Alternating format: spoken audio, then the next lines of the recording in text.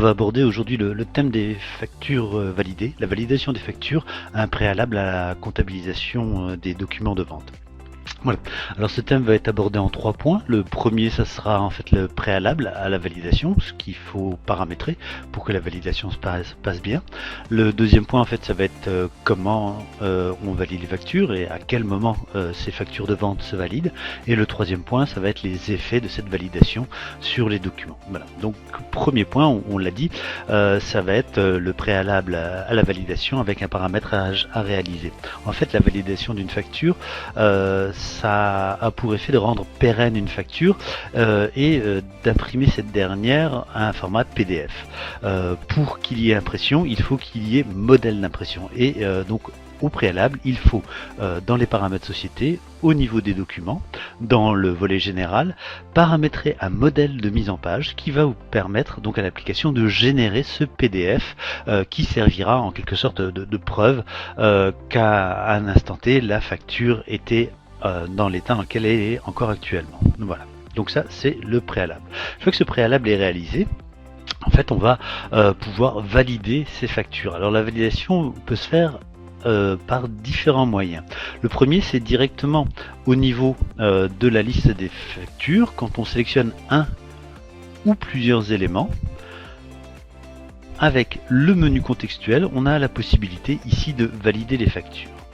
Un autre moyen consiste à aller directement dans la facture et utiliser cette fonction qui s'appelle la fonction valider et qui porte fort bien son nom car elle permet de valider les factures.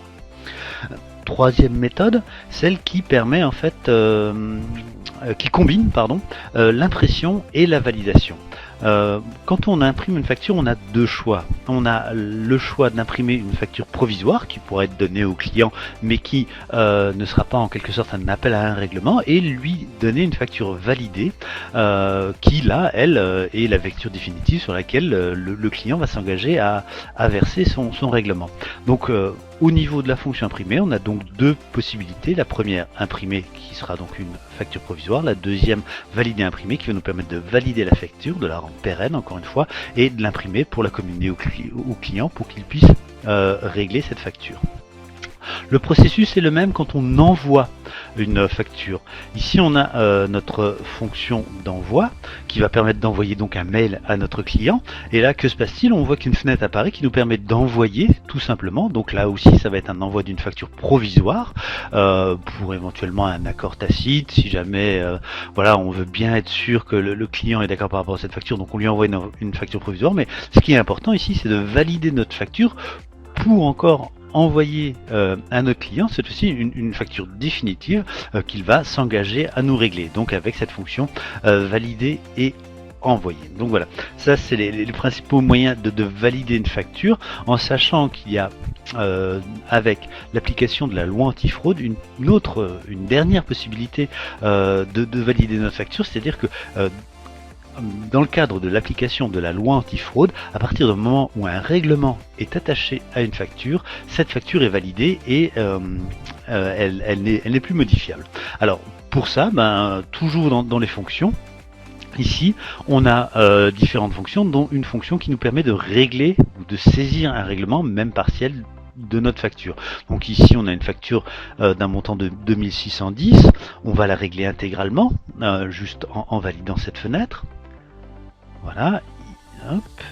Voilà, donc le règlement a été validé, a été validé, ce qui a pour effet en fait de valider notre facture. Et là, on va voir le troisième point que nous voulions aborder dans le cadre de cette validation de facture, préalable à la comptabilisation encore une fois, c'est une fois que la facture est validée, que se passe-t-il?